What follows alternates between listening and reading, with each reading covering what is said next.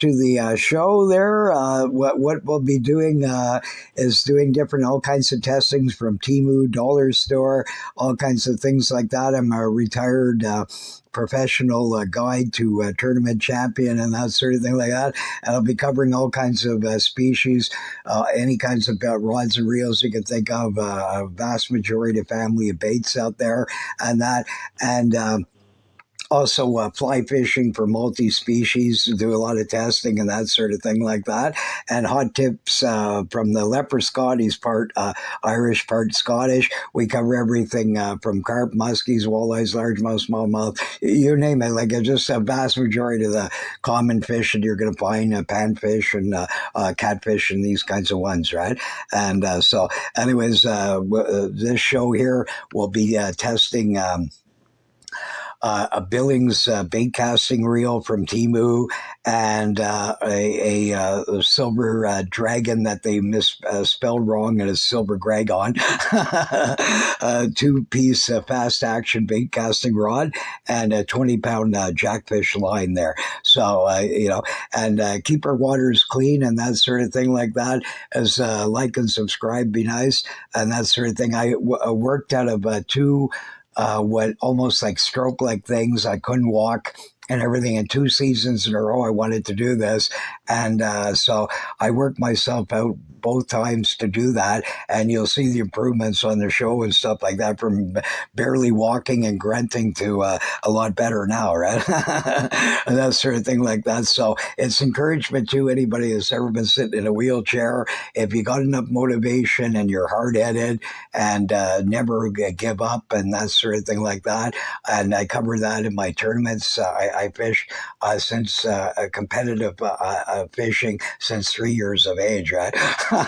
Winning tournaments and sometimes like 5, 10 in a row, right? So my history is compared to a lot of legends out there. I've won a lot more tournaments than a lot of famous people out there in all species. I'm also a master angler in pretty well about any species you can vastly think of in freshwater sort of environments in North America and that sort of thing like that. So, anyways, stay tuned and hopefully you enjoy the show.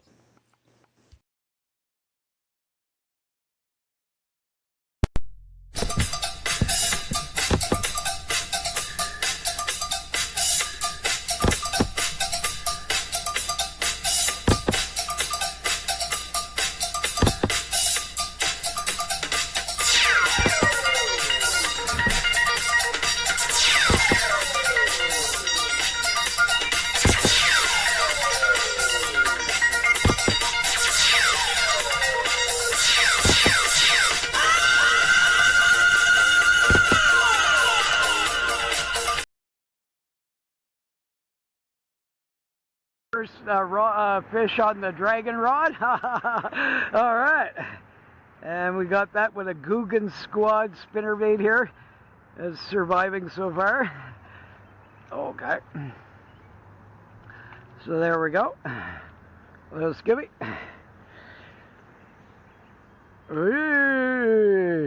Guggen Squad. So there we go. Little ferret. He just barely hit that, so they're a bit like, you can tell the more deeper that it's down, then you're more confident you might not need a stinger hook or stuff. We'll cover that another time. But anyways. Okay. So let's see here. I doubt that this worked. Did this work? Okay.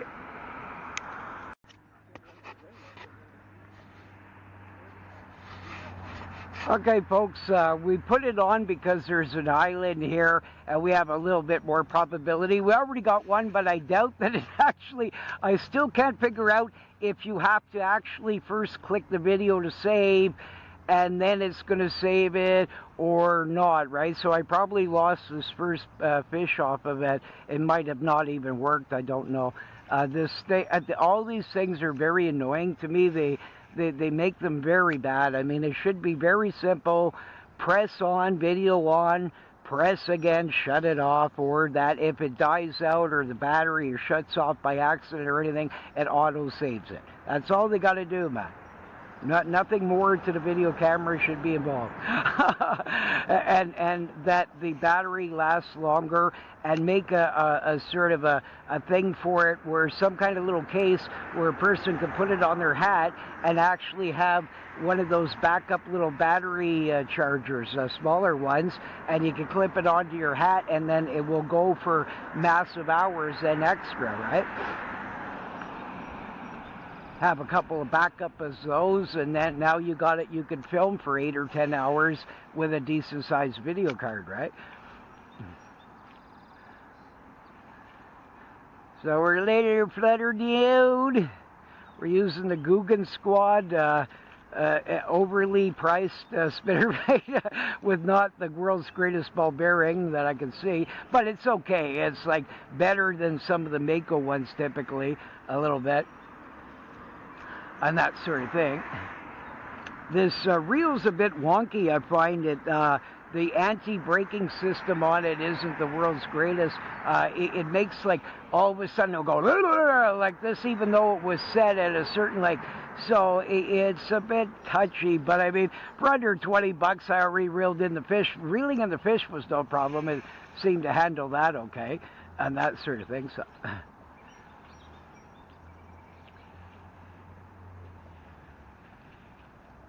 Now you can see here there's lots of debris up that's pushed up against the bank there, right? And there's likely underneath some of this garbage a bass or two, or muskie, or even a walleye. Occasionally you'll see these things. So we're just getting closer and closer into it. Oh, there we go. Hopefully we got this on film here. I don't know if this... I'm going to try and now save this one and see what happens. So anyways, that's 2 up in the old Squad there. Hey, the Squad. So my dragon fishing rod here is working great. Great response to it. Great response to it and that sort of thing. So there we go. And this one took it a little bit deeper. So he was feeding a bit more macho. There we go. So, ooh, you little scummy. Okay.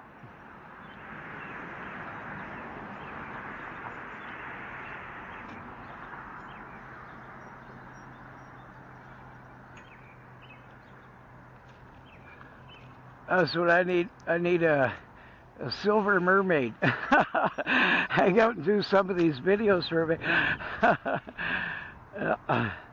Oh, those silver mermaids.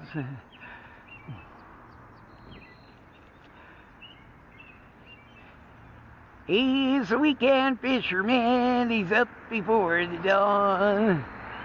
He's a weekend fisherman. He's pike, Scottish, and part leprechaun.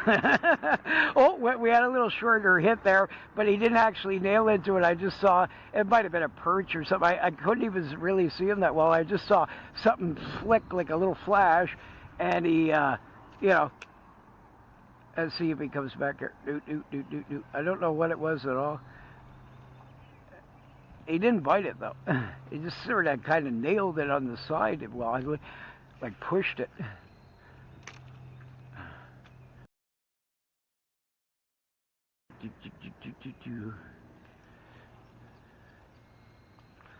So this rod's responsive, it's okay, and I love the feel of this dragon scales on it. So I'm okay. Like, for the price that I paid for it, I mean, I'm not going to complain whatsoever. I mean, there's a couple of things about it. Some rods just naturally you have to goof with a little bit before you can get all the sort of best sort of ways of doing whatever with that particular one, right? Like, sort of thing. So, come on. Oop.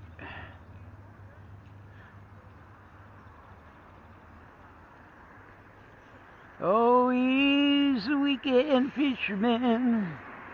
He's working the grass line before dawn. He's a weekend fisherman. He's gonna catch himself a leprechaun.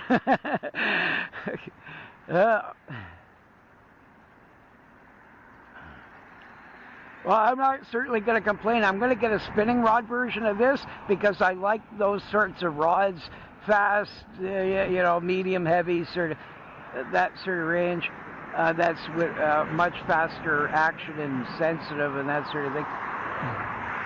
I prefer those most of the time, for especially jig fishing or things like that. So.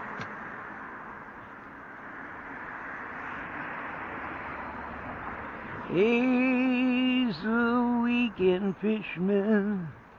I'm not, but most of them are.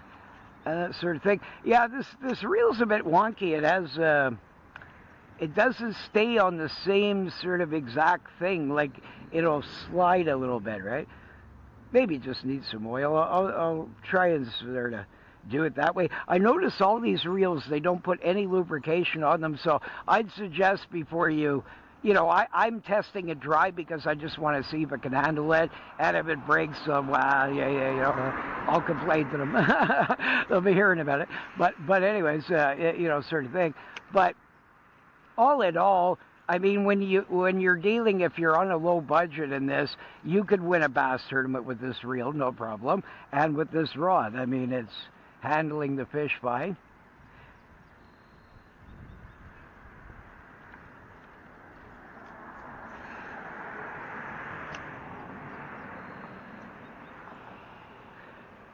It's actually good that we already caught a couple of fish because it's some. Oh, we had a short hitter there. See, that's right, because there's been a cold fronts coming through, right? And that sort of thing. So it's not as warm as typically it should be by now. Oh, I forgot to say I got also, this is a Temu little shad, like swim bait. I forget their name. You know, they're all knockoffs of each other, right?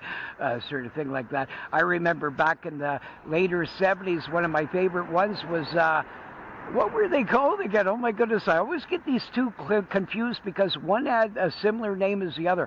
There was one called the Wigwag Minnow, and the other one I haven't seen. I don't even know if I even have one left in some old tackle box somewhere. But I used to love using them, and they were produced from Fishing Facts. They would sell you this kit with them, right? And they were very good early sort of plastics. And then there was later sorts of stuff like sassy shads and all kinds of different ones over the years, right? And many similar sort of, you know, some I don't even remember their name because I haven't seen them in so long. But if I saw them, then I'd remember the name eventually when I'm looking at it. But I used to remember even the serial numbers of the Rapalas and everything.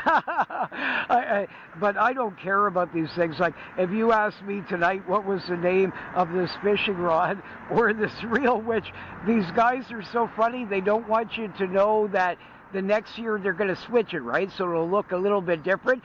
They're so embarrassed and worried that it's going to break, of course, that you don't want to buy the same company again. So they just blank it out, right? Like, they don't even, these are so low budget, they can't afford a name. So I find that amusing, right? But I mean, for the price, they're way better than the low budget ones of yesteryear, of long ago, right? Like, they were terrible.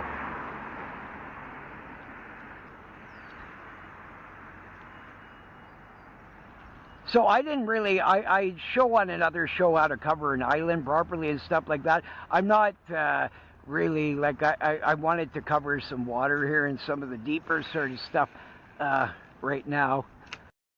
So maybe we'll film later and come back to that. But in here, in these deeper holes and things like that, we could run across anything from a muskie to a big walleye and, of course, largemouth and smallmouth. The main typical ones. I've even caught in drum here a few times. Oh, there we go. Oh, stay on there. Oh. Yeah, it's handling it all right. It's hooking it well.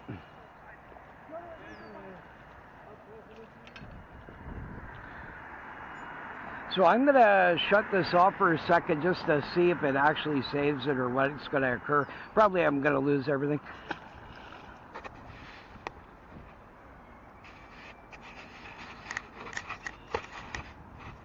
The silver dragon is reeling them in, baby. And that's a nice fish, man. Nice fish. A decent monster. There we go. Way to go, silver dragon. So you're handling her well. Calm down, there, Scooby. Calm down. Good girl. Beauty. Nice fish. We'll back this up. I don't trust this camera. Oh.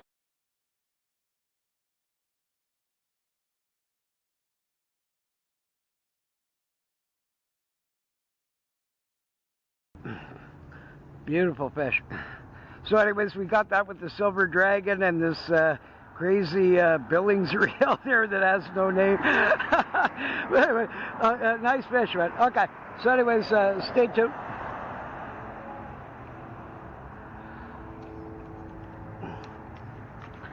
Oh. There we go. Beauty. Good girl.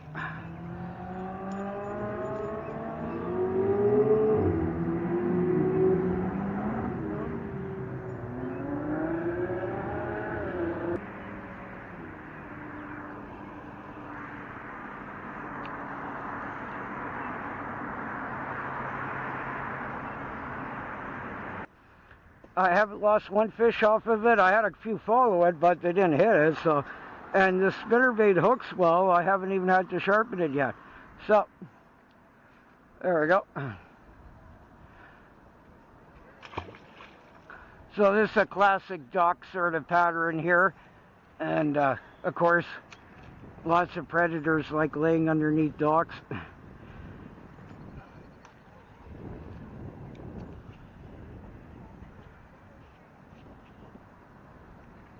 Sometimes I doubt there's a big pike in here today or a muskie or that, because usually a little smaller bass wouldn't hit if there was one around. Unless but he was way in the back, so it could be.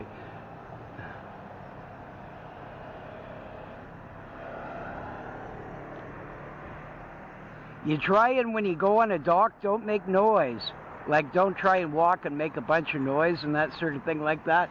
And you can check out in the fronts of these, of course. Sometimes docks are laid near like drop-off areas because the person wants to swim and this sort of thing. And so they'll pick it up over a spot where they can dive off of it, right? So, of course, then that's good because drop-off areas will attract just about any kind of species you can think of.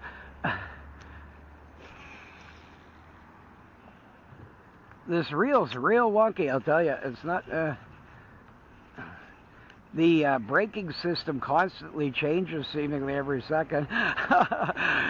but anyways, it doesn't bother me. Like, I could see a lot of people having difficulty working with this particular model.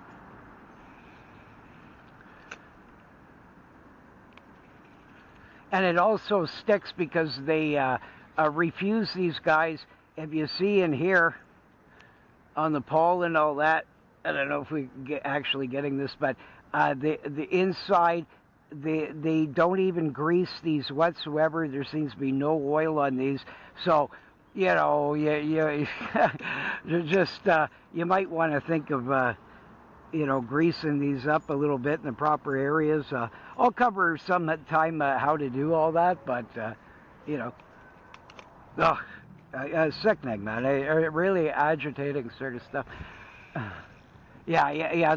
This reel is not good in some ways. It really has a bad sort of memory system here for the sort of the things. And it keeps sticking too. So this was the only one out of the junky ones. I've tried 3 so far, and this is the one that's not good. Out of the other 2, they're not great. They did the same thing. They didn't put grease and all that, but none of them stuck like this one. And the braking system's a little bit better on them and that sort of thing. So, because, I mean, It's a shame. Like, I mean, but I mean, for under $20, you could get away with it. You could win a tournament with it. It's fine for reeling in the fish, seemingly, and the drag's just barely okay enough to get away with these kinds of things. But in general, though, I'd say it's, you can certainly do better.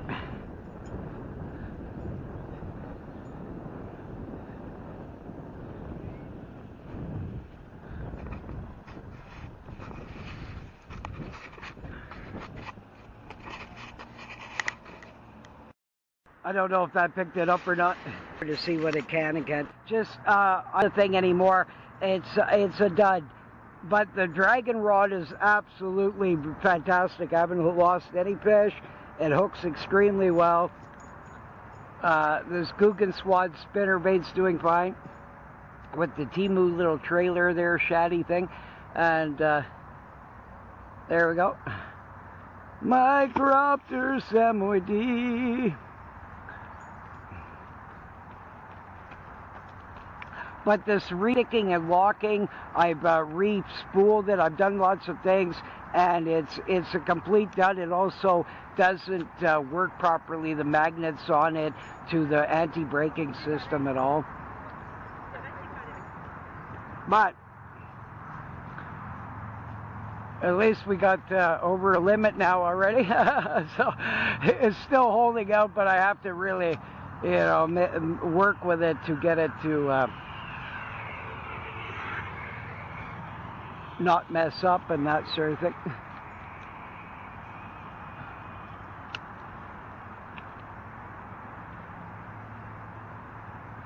One thing I'll say about this Guggen Squad spinnerbait, that unlike a lot of them, normally tandem sort of baits like this, Colorado or Indiana or something, and then a willow leaf or whatever, or another Colorado, that quite often they don't actually spin very well. Quite often I just use one blade and sort of like a bigger or whatever, right, to kind of compensate if they want a bit more flash, and I can still keep it up in the same zones and do the same sorts of things. So for me, sometimes I find that works better, because some of them are not good if I'm using commercial baits, but this one, they cut it exactly right. They're using a little silicone tube there, and that's exactly about right. Like, it spins well, so when you can see it here, you can see there it's flashing down properly, right? And the blade spins okay. Whilst with a lot of them barely even spin or anything, right? So it all depends on how the guy put them on with beads or different things, right? How well it's going to work, if the blades are cupped or not, or different things, right?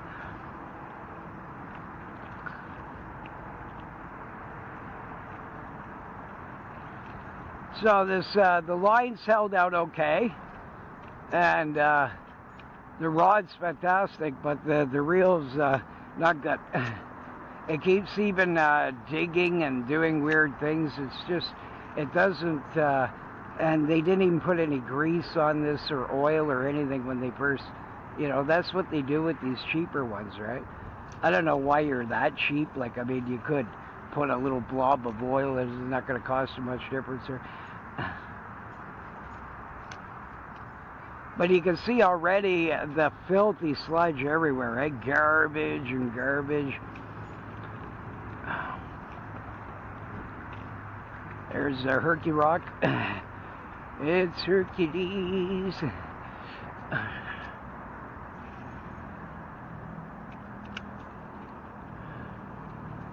So even though I have to fight with this reel, I'm hoping it'll make it till at least the end of the day here. But this one's definitely a returner. It's not good.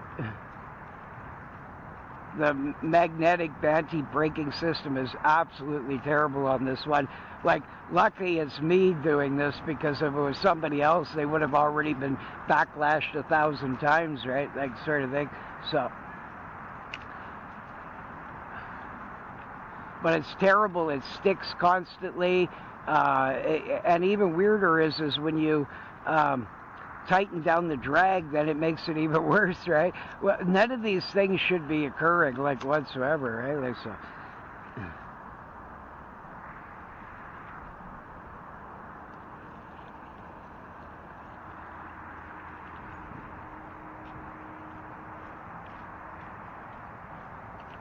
So I'm going to sit over here and we're going to try. I'm going to see if I can take it apart here. It doesn't, I don't see any screws on this thing, so maybe you can actually take it apart this way. I'm hoping you can. And we'll see if we can, if there's something loose in there or whatever, right? But these kinds of reels would be useless to ever try and get them fixed. They would cost you more than what the reel's worth, right? So that's what we made as a throwaway society sort of thing, right?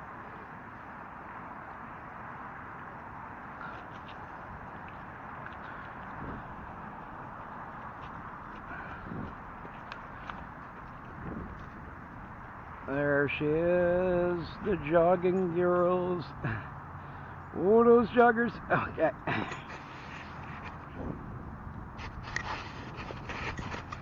Day of fucking. But anyways, this dragon rod is fantastic. So it's definitely a winner. Getting all kinds of fish. There we go.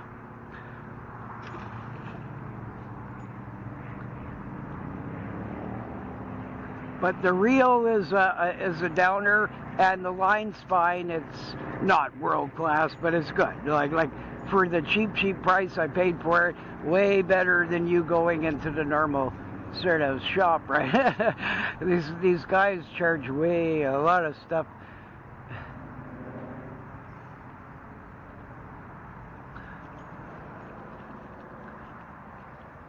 It's weird when they hit, it springs right into them. It's a good rock solid hook set. I practice on my bad sides as well, right? Just in case you don't have time to turn around, I need to be a huge high percentage that I'm going to hook them even on the weak arm. And I've had no problem. It's 100% rock solid sort of a thing.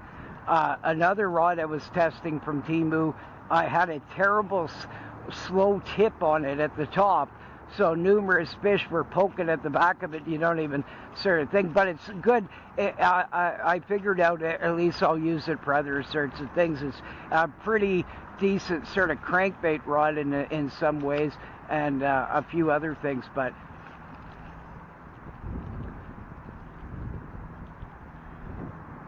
it's a shame, man. I can't even it's so bad, this reel is really hard to reel in.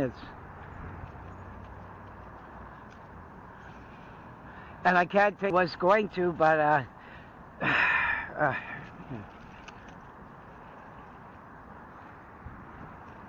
you're going to need a screwdriver and that, and I don't feel like doing it, so I'm going to return this reel anyways.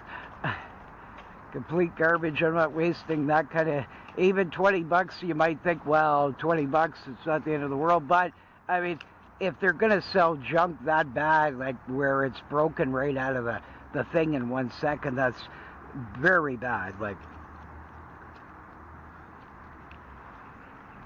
I can understand they don't make them like world class where it's only going to last 2-3 years of hardcore fishing, right? But I mean, because most reels I have last decades reeling in gazillions of fish, right? Because I just simply, yeah, you know, oil, grease them, keep them clean. I don't lay them laying around sand all day and things like that.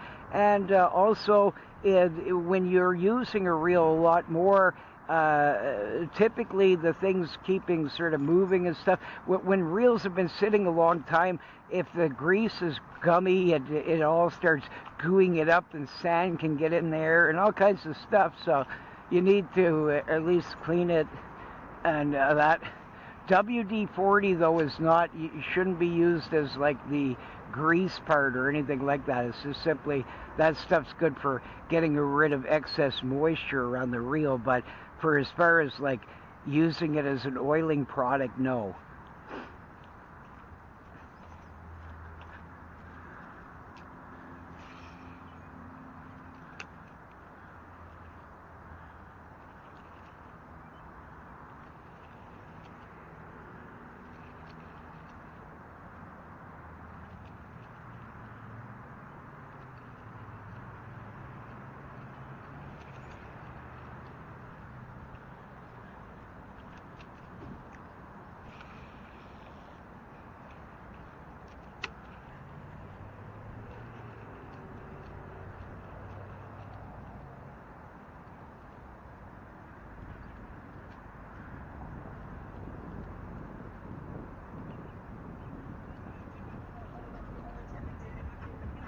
Yeah, just go down. Yeah, yeah, yeah. Woo, woo, woo. Yeah.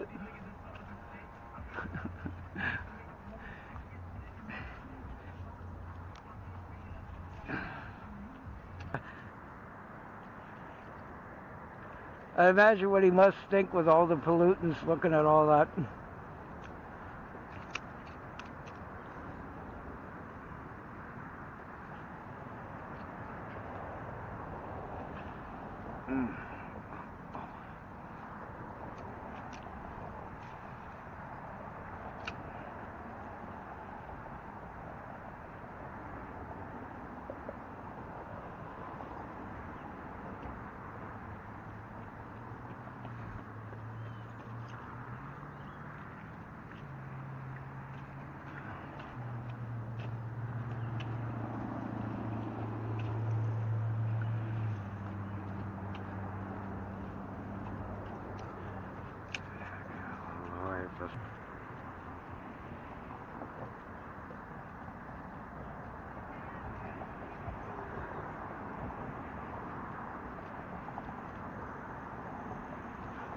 There we go. I don't know, is this thing on or not, man? I don't remember. It seems to be.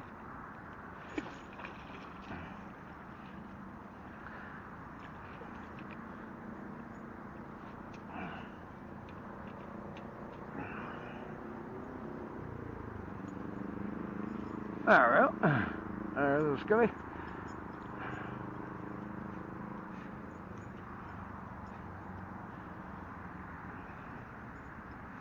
I have no idea if this thing's on. I really... Okay, so we'll try and...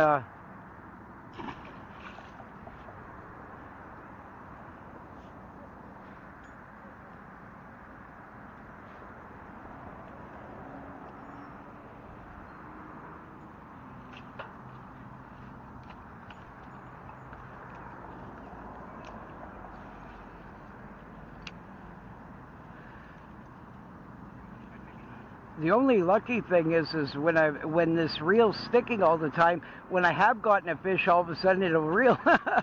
So it's survived as long as like reeling them in part goes, right? Like.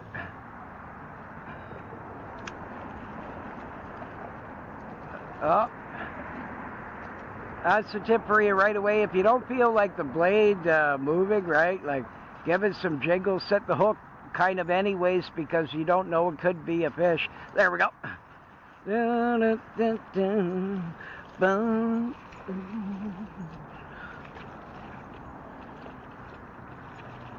Another one, baby. This dragon rod is working. Wonderful stuff here. Wonderful, wonderful. I'm loving it. I'm loving it. Ooh, that juicy dragon rod. Ooh, you little Scooby. Mwah. Jimmy Houston's not the only one that kisses him. That's probably not going to get me a date much, so. Unless she's a mermaid. Oh. Oh, this reel is insanely bad for this, man.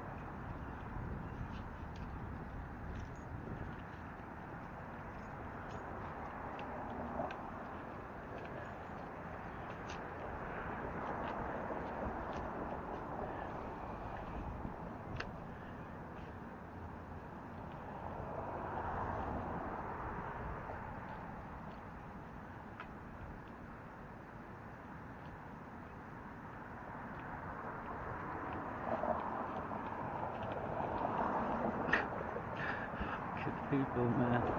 It's astonishing, folks, the people that don't even watch where they're walking. I see them walking with their cell phones, so smack right into a pole. What a society we've created.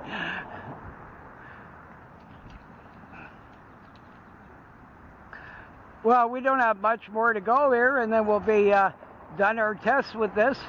But I mean, we've gotten, what is it, 9 now? Yeah, so 9, that's pretty good. I'd say in less than a couple hours here, considering it's not even really that great of sort of conditions for this.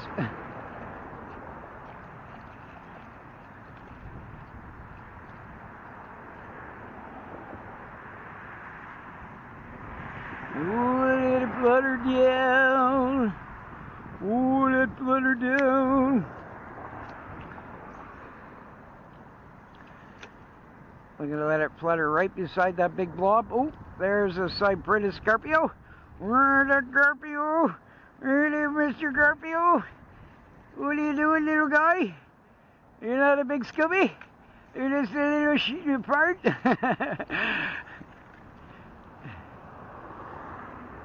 Oh.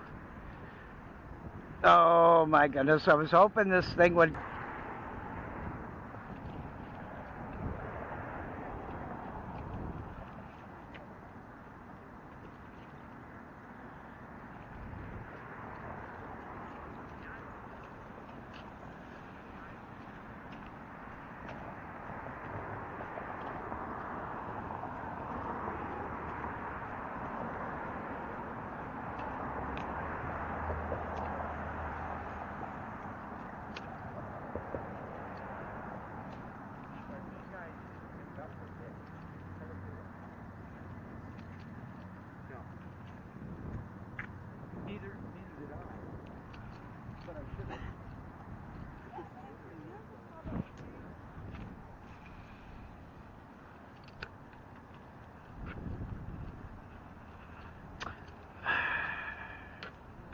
Oh, yes.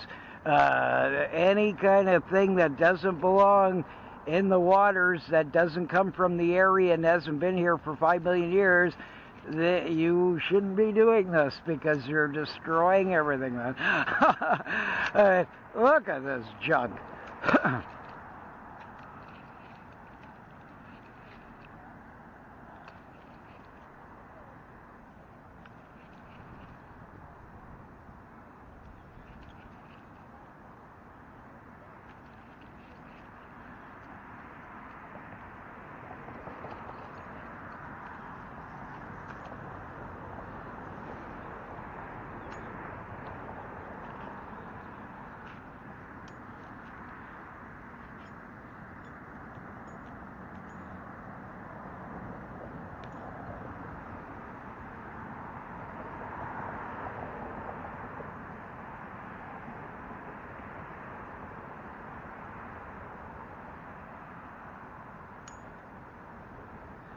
So I re-knot quite frequently there.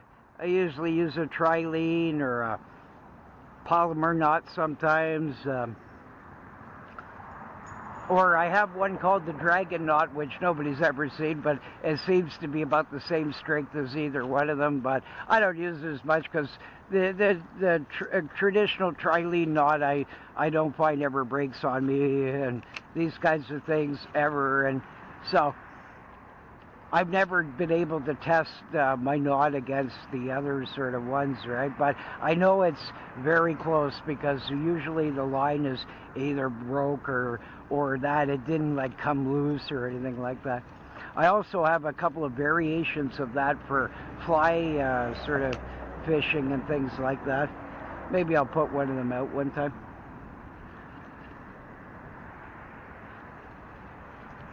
Oh, give me, oh. See, one of the annoying things with spinnerbaits trailers is they'll flick up on the thing, and I've had giant fish chasing it, and all of a sudden the thing went on it, and it ruined the sort of action of it. It's not the same, and the guy turned around. So it's a real pain. So what you can do is use like even a punch and just use like an old a coffee cup sort of a lid, anything like that, and you can punch out a couple of sort of things and use that, or even a couple of pieces of rubber worm, stuff like that, anything at all to sort of hold it in the center there a little bit more so that it's not sliding as much.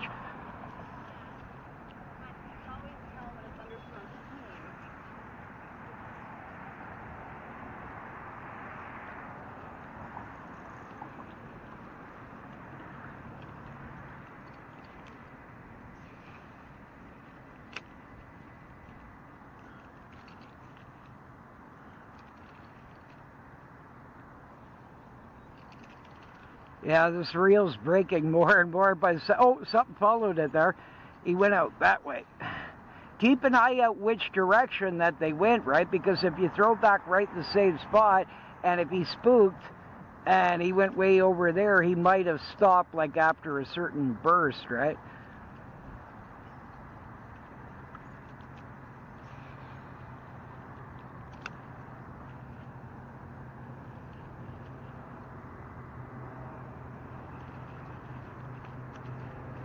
I can barely reel this thing in half the time. But hopefully it'll hold out to the end of the show anyway.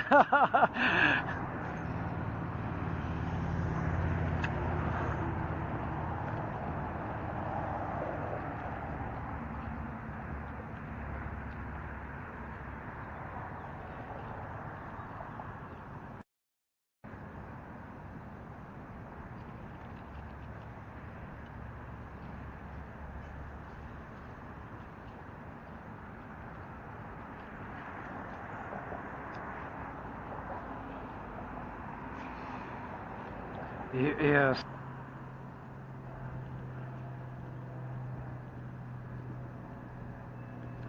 Oh my goodness.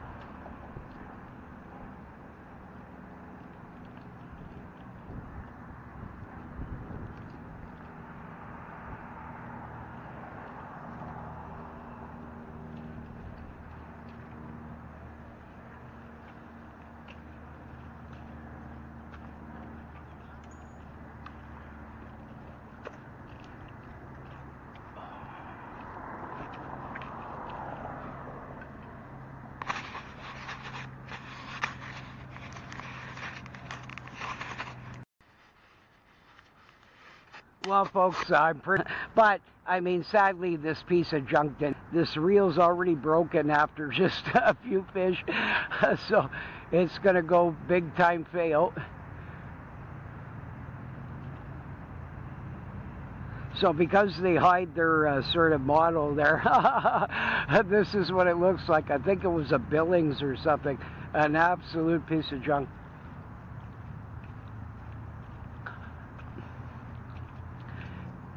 I didn't bring another reel because I just wanted to test this, right? And I wouldn't have believed it would have went down in even 1 hour, like an hour after it was already goofing out. Terrible, terrible. But the Gookin Squad spinnerbait, although it's not the best ball bearing I've ever seen, it's not bad. It's certainly good enough to function. And well, it's an awful shame, though. This rod is fantastic, though. I haven't lost one fish off of it. It sets the hook extremely well, plays them very well. One thing annoying about tandem spinnerbaits is their consistency of when you fling it for them to... it's still sharp. very good. Usually most hooks go dull, but I'd say this spinnerbait's okay. It's gonna get my pass job.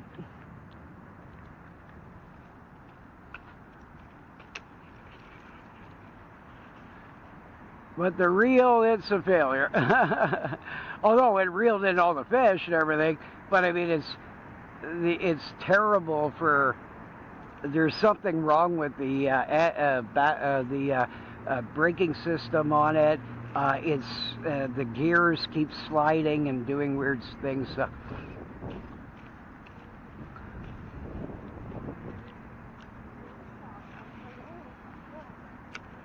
Did you see that little fluff there? So for fun, I nail little pieces of fluff just for practice, right? Others are trying to hit a log. I'm trying to hit a microscopic piece of fluff 1/10 the size of a dime, right? So.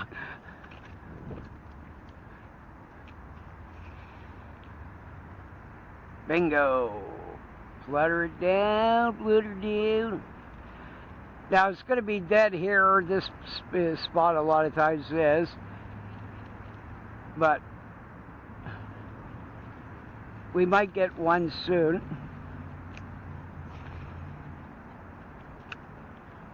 I'll leave the camera on. It's such a shame because I needed to show some of the casting techniques and that sort of thing. But I'm positive none of these probably saved.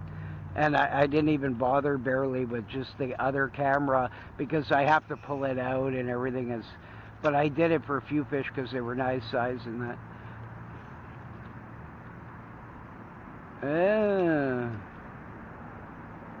So no idea if this actually ever, did anything, right? Saved, didn't save. Oh, yeah, give me a home where the big muskie roam. And 5 million spinnerbaits are mailed to me today. Where seldom is heard a word about buzz baits or swim baits all day. Oh, all you need is a spinnerbait. It is the closest thing to an actual real magic bait. They can be hundreds of thousands of different things by just changing their wings. You can make them rattle, flash, flutter, buzz all day.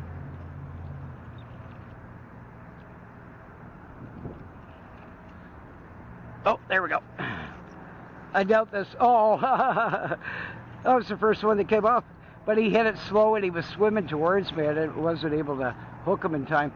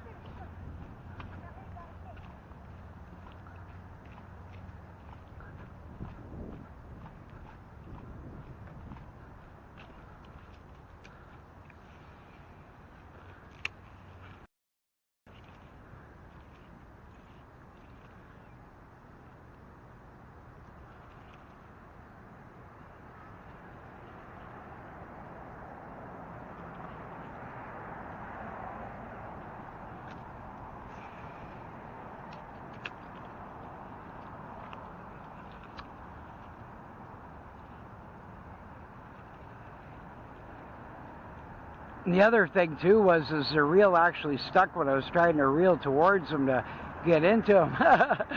So, oh well, stuff happens. Oh.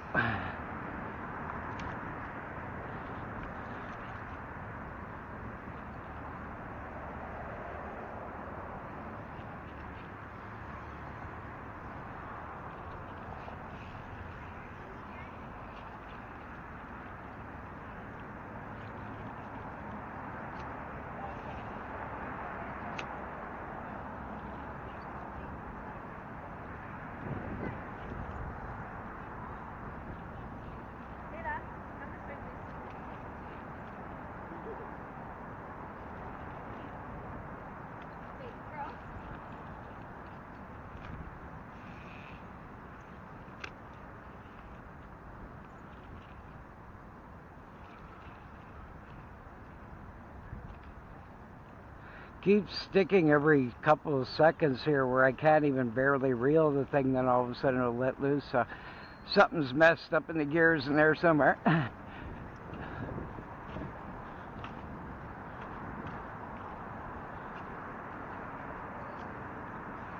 But as far as the Googan Squad spinnerbait, a little bit expensive, but all in all, it's good. Passes the test, but immediately make sure again you tie those skirts, retie them.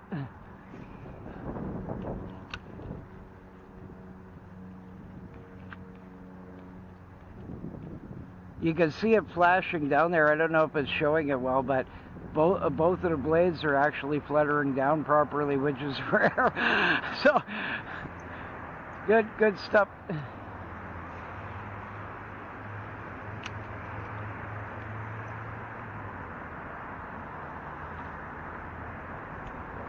Now, you probably can't see that on film, but I'm working a grass line over there on the outside edge of it. I've been told where I caught over 30 muskies 5 times over... Oh, there we go.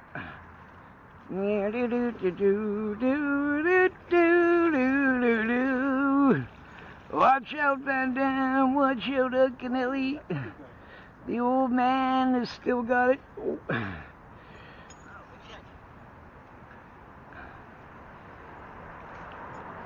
So there we go, folks. Ooh, Jimmy Houston wants to give you a big kiss, but he's not here, so I'll do it for him. There we go. So hopefully that one got on film, because I'll just put it on save again. At least maybe we'll get something. But so that's 11 bass, and we had a short hitter there.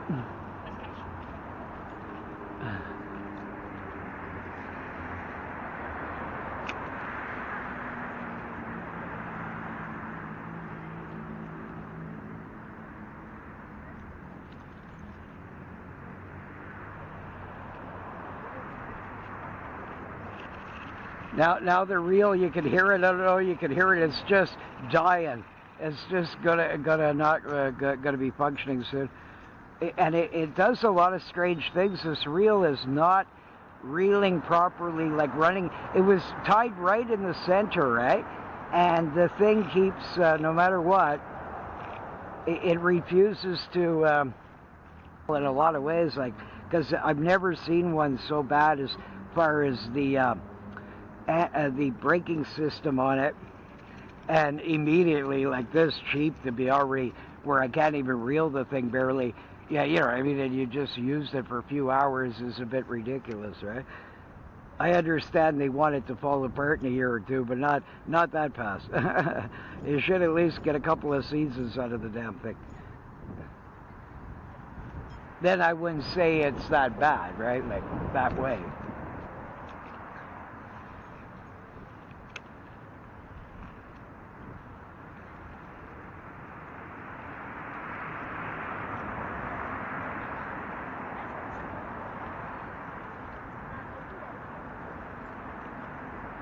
Yeah, it seems, I guess what's happening with it is the pollen that is sticking, and it's seemingly not really reeling it on that perfectly straight, eh? Like, It's very strange. I've not really seen too many have these kinds of issues. The odd one, but not, and way out over a long period of time, not something in 2 minutes like this.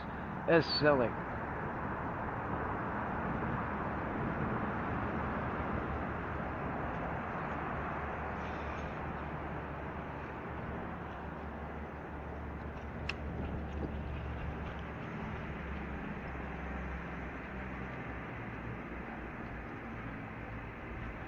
Ooh.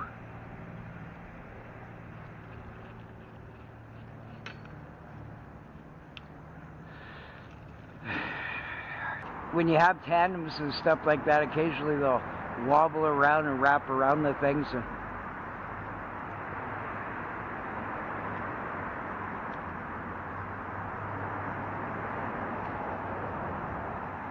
oh, give me a home where the spinnerbaits roam and the crankbaits are bouncing the bottom all day.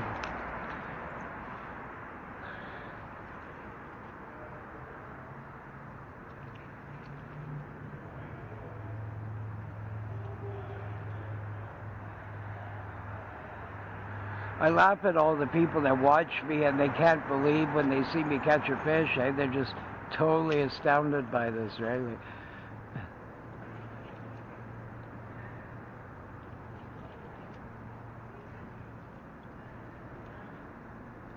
Believe it or not, a lot of these bridges you would think would be highly productive, like especially in a clear body of water like this where, you know, that sort of thing, but most of them aren't. And they just have a random fish that'll pull up here and there, and that's about it. Like, very rare you'll run across a school. I've seen them, but not too often. And that's usually because there's some kind of other bait fish around in the spot too. That the more bait fish and sunfish seems to hang out in these locations, and some carp.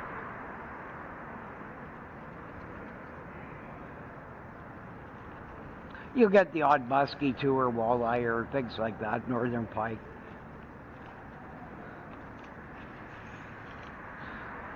This reel is 100%. It's, but these things are the most.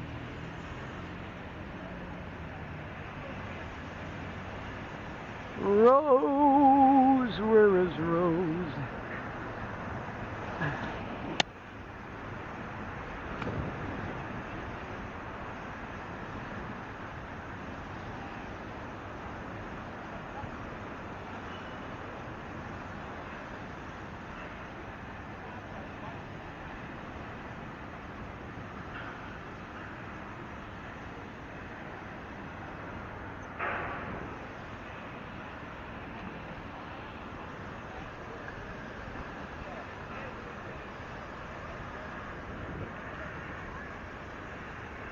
Oh, yippee-yay.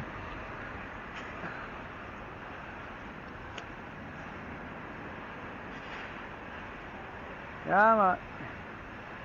Where are you? Oh, you big scooby. Oh, you big boy.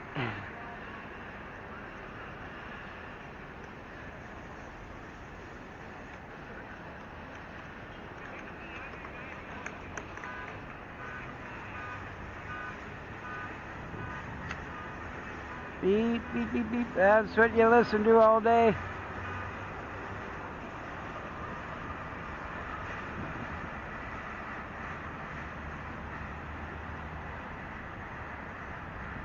Oh, we had a short little crappie or something, it looked like, which is uncommon around this area. They're not common at all, but I mean, in this canal, but especially not in this area. Ooh.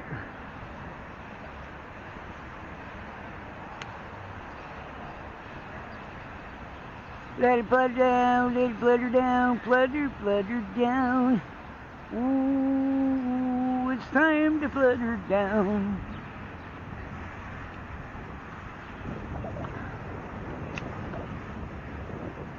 Yeah. mama. Where are you? Ooh, drop in that hole. Drop it in that hole. Put her down. Ooh. Oh my goodness, these heads of spinnerbaits tend to grab them even more, which is annoying.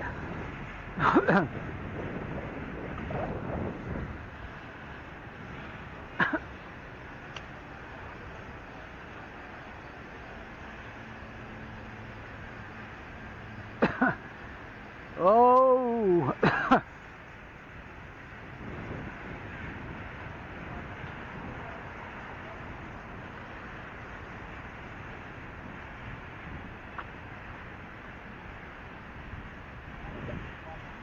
Show you the electric tour boat here at this air center again. I don't remember if the video caught that or not, but they have all kinds of things from cats to David Copperfield. Yeah, you know, that kind of different sort of variety things. Rock concerts sometimes, different ones.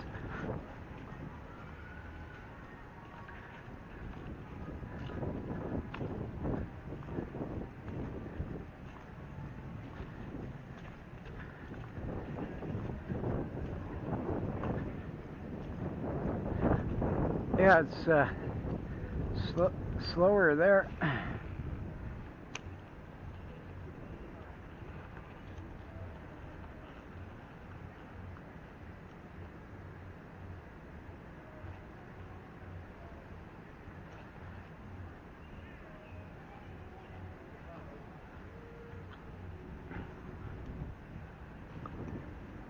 Now, instead of pulling it out of the water, I'm working it along the whole length of it. Much more likely that one, if there was one there, that he's going to come out. Sort of if you just, instead of just hitting it at one sort of angle sometimes.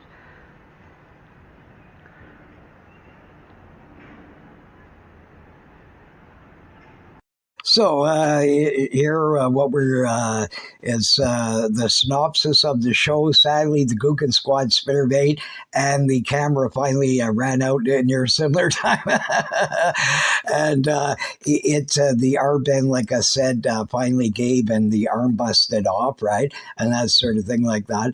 So as I explained to you, and I'll show you this how to do it better in the next show, and that sort of thing like that. You need to adjust these and make it a secure sort of to it where you don't have an arm bend, that if the arm busts, you still have a secure connection like you would with a French spinner, let's say, or something like that.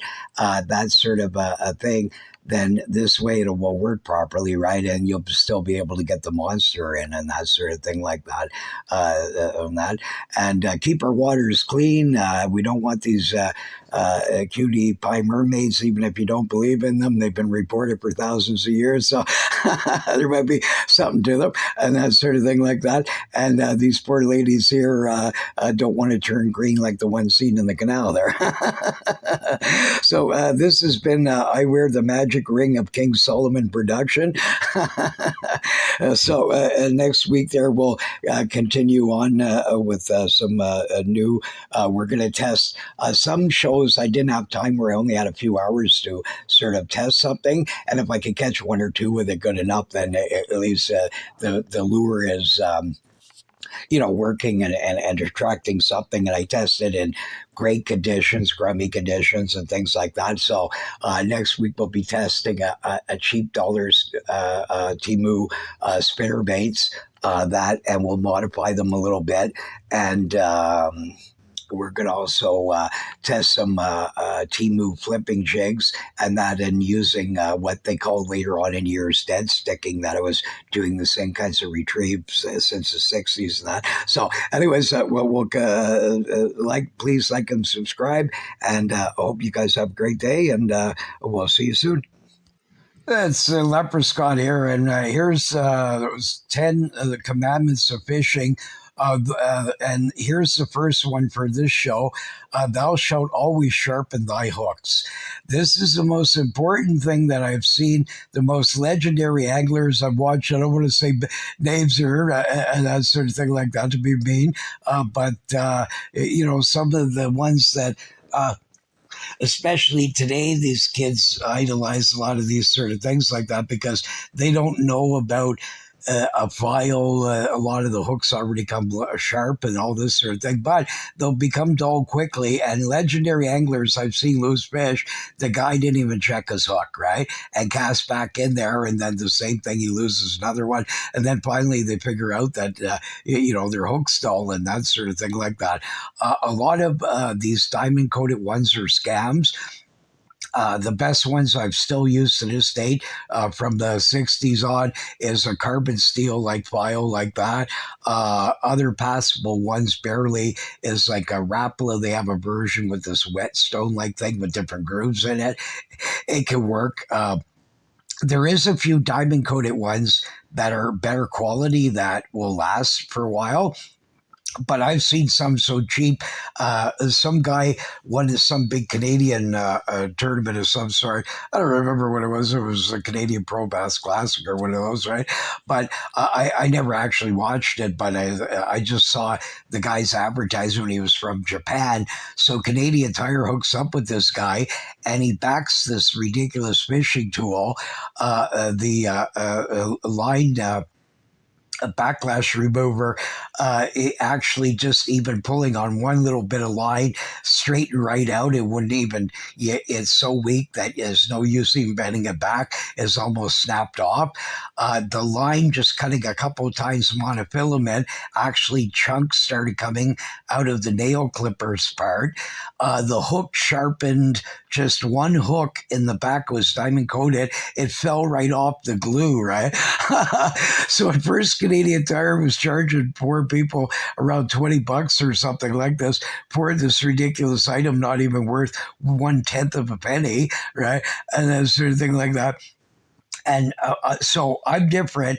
I would never back such garbage, right? So if I tell you guys something, even if I had 1,000 sponsors in 10 years or something, if I was still alive or whatever, right? It wouldn't matter. I'm still not going to lie for them and do things like that, right? So when they send me something, they better hope it works, right? And that sort of thing like that. I don't give them a recommendation or tell you how to modify it, and then it will be a great product, and I think you should still buy it, right? So the best kinds is just a basic old carbon steel one. There's, I don't know if they still make this anymore. I haven't seen one. I noticed about 4 or 5 years ago, somebody was selling one. So it's possible that the company still is selling them, but I never see them in stores in mass decades. But it was, I believe it was called the, not True Turd. Those are my old hook buddies there. But the PowerPoint, and I used it a lot in tournaments. And it was you'd plug it in, and it would keep charge, and you'd get like quite a few hook sharpens out of it, and it made it round instead of the normal sort of way that you would sharpen things. So the hole was smaller. So if he got through the fish, it's less likely that he would jump it and things like that because it's a much smaller, clean hole, right? That would go right through, right? And that sort of thing like that. So I found it a very useful item. I didn't have any problems with it. Some of them are terrible. I still have it here. I have one from the 80s, I think it was, this Berkeley line stripper, right? So it's a great product. That part of it to strip the line quick off of a big casting reel, and that it'll put in a nice little pile. But the stone on the top, immediately if you start using it, when you turn it on, it will grab the hook and then bring it down and then dull it even worse. So it takes a lot of it's better to actually have to work with that thing properly. I did it successfully much better by putting it in a fly vise and then sharpening it from there, right? That way where it's not, your hand isn't holding it, because this thing goes torques and so it's a bit difficult to use with. It can work and get your hook sharp, but it's real iffy, right? And you might make it way worse than that. So I found Bass Pro Shops, different ones, that sort of thing. with a good old-fashioned carbon steel file, and that sort of thing is basically, once you learn how to use these, you can use on big hooks to small hooks. It'll last a zillion years, and that sort of thing. This is what you want, not El Garbage, right? And so next, when I talk about tournament tips, I'm going to actually talk about this tournament that cost me 10 grand that I should have destroyed these people, all because of a stupid mistake of leaving out the door with two essential items that were very important, that was asked by the person that ended up with me as my team tournament partner, this lady. I said, "Is there any more boxes or rods there or anything?" She looks, no, she didn't notice that they were right there. So, I mean, how, or maybe she was too lazy to carry them any further.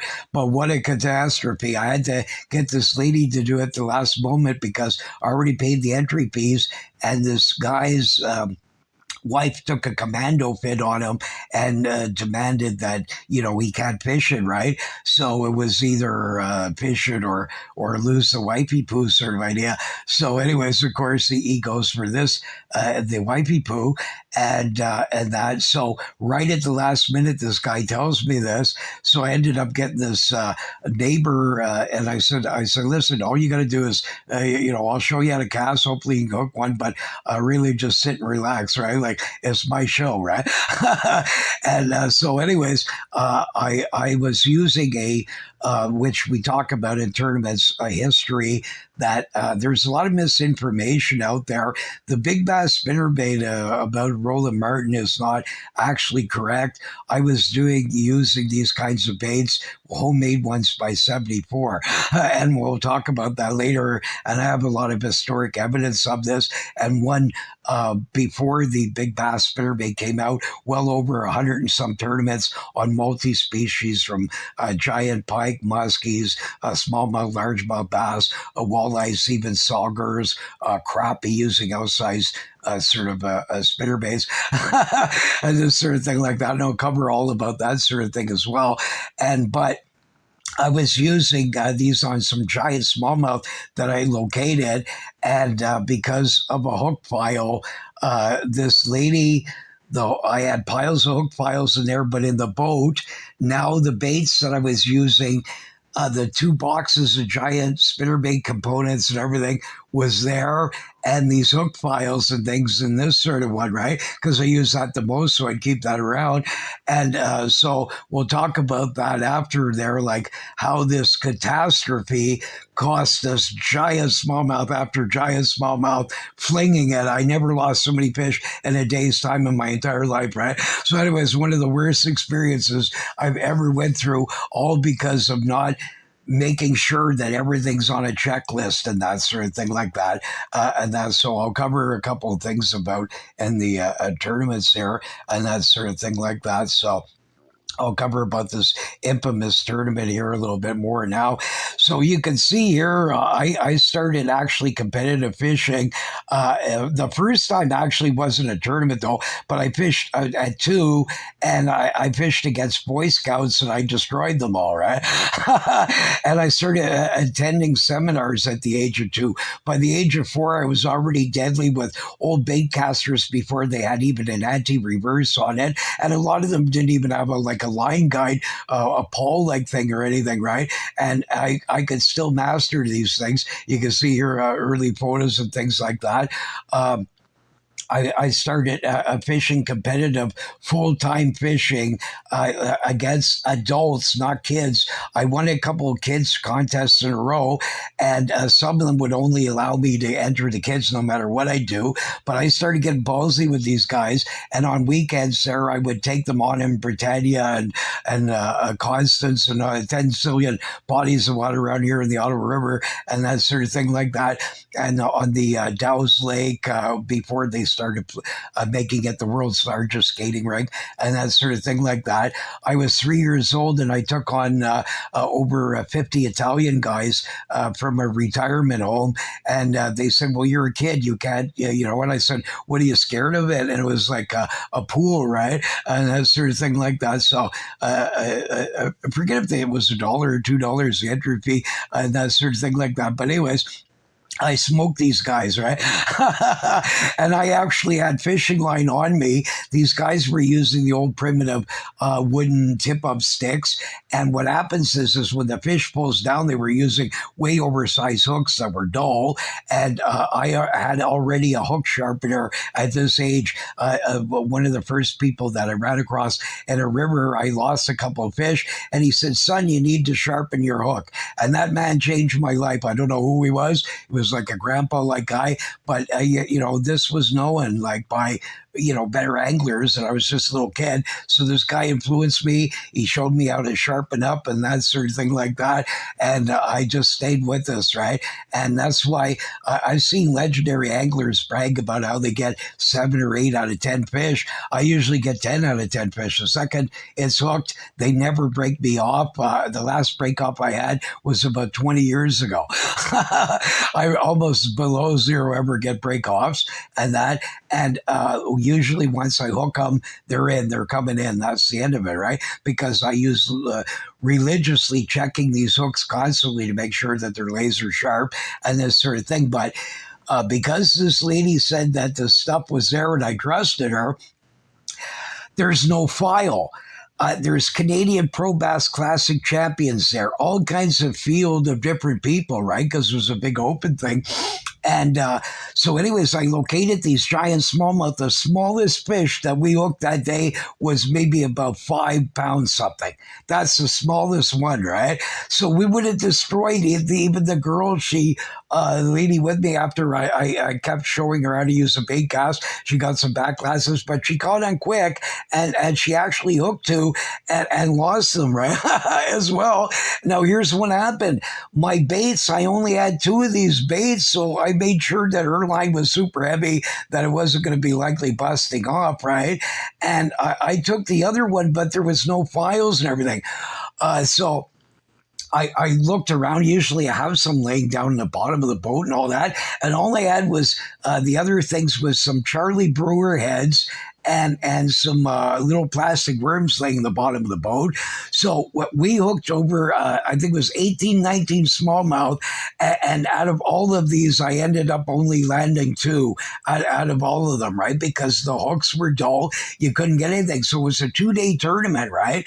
So now I get there. Nobody in these stores has it. Nobody in town sells a file. I ask even Canadian Pro Bass Classic sort of characters here, does any of you guys have a spare file you can lend me for a minute or anything like that? Either they were the most non-sportsman's people possible or just they're that bad too that, I mean, they're not using these things, right? And they should be, right? And that, so I started, like I said, competitive fishing where I would pay adult entry fees and win like $500,000 big fish contests constantly every weekend, right? I won 6-7 years in a row. This center one here, I'm a tournament retirer of ice fishing tournaments in Quebec and Ontario and open water ones, including this one here, where I actually won over a decade straight in a row, beating all the people and garnering all top prizes in every kind of field, right? For over a decade in a row. So the people started following me with binoculars, the owners of the tournament, everything, and watch me catch these things, right? So they complained so much after a decade plus of doing this that they actually stopped the tournaments, right? So my consistency, I already fished and won gazillions of tournaments before they brag about when Kevin Van Dam first showed up or the Iconellis or these kinds of ones, right? 14, 16, I think they fished or won their first fishing contest. I had already fished several hundred of these, right? And that sort of thing like that. So way more experience than those kinds of guys here. This is before Iconelli and Van Dam's time by far and that sort of thing like that. And this is in the 60s, right? Here's me winning early carp tournaments that they had here in Illinois. I won over there. The Illinois State Department started promoting carp and things like that. And I won every single one. one. And actually, at 5 years of age, the last one that I had entered over there, I actually took a bus to go. So on these shows there, I actually take a lot of the OC transpo. It brings me to these different ones around the train and things like that. And I'd go to ice fishing tournaments. One of them would bring me out to Britannia Bay. So if I couldn't get people to come with me, like an adult to drive me out there and that sort of thing, we'd split the prize money, right? And so adults started bringing me to giant tournaments from Sacandaga Reservoir, New York, in the States, to Black Lake, ones like that. I got my biggest largemouth ever in the eastern U.S., Canada sort of a zone. I got a 9.5 pound one out of Black Lake. So if you catch a bass over 9 pounds in northern waters, that's legendary stuff, right? And that sort of thing like that. So, and that, so, but anyways, I fished all kinds of tournaments all over the place, some a few in the States, but way more in the Canadian. I fished the earliest pro Quebec sort of tournaments, and these guys could never even pronounce my name half the time or different things, right?